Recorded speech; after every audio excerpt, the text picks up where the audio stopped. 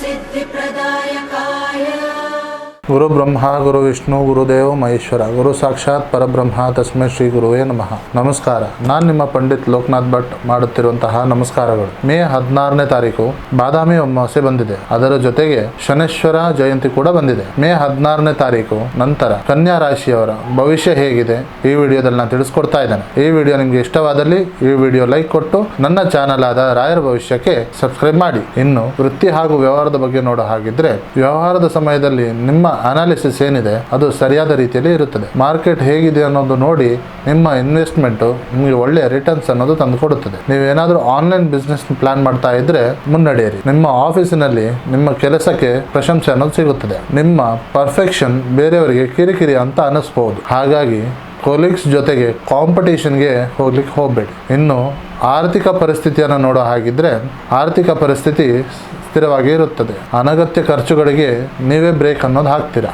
ಹಳೆಯ ಸಾಲಗಳನ್ನು ತೀರಿಸೋದಕ್ಕೆ ಪ್ಲಾನ್ ಅನ್ನೋದು ಮಾಡ್ತೀರಾ. ಅದಕ್ಕೆ ಪೂರಕವಾದ ಆದಾಯ ನಿಮಗೆ ಸಿಗುತ್ತದೆ. ಇನ್ನು ಪ್ರೀತಿ ಹಾಗೂ ಕುಟುಂಬದ ವಿಚಾರದ ಬಗ್ಗೆ ನೋಡೋ ಹಾಗಿದ್ರೆ, ಮನೆಯಲ್ಲಿ ಶುಭ ಕಾರ್ಯದ ಮಾತುಗಳು ನಡೆಯುತ್ತದೆ.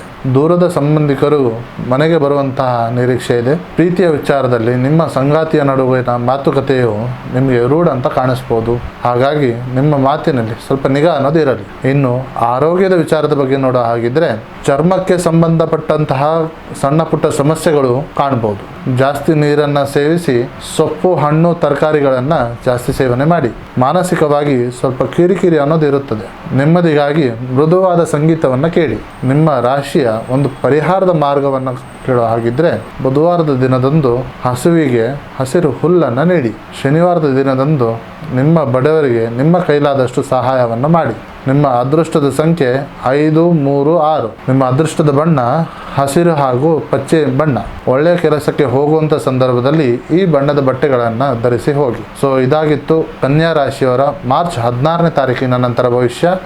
ಈ ವಿಡಿಯೋ ನಿಮಗೆ ಇಷ್ಟವಾದಲ್ಲಿ ಈ ವಿಡಿಯೋ ಲೈಕ್ ಕೊಟ್ಟು ನನ್ನ ಚಾನಲ್ ಆದ ರಾಯರ ಭವಿಷ್ಯಕ್ಕೆ ಸಬ್ಸ್ಕ್ರೈಬ್ ಮಾಡಿ.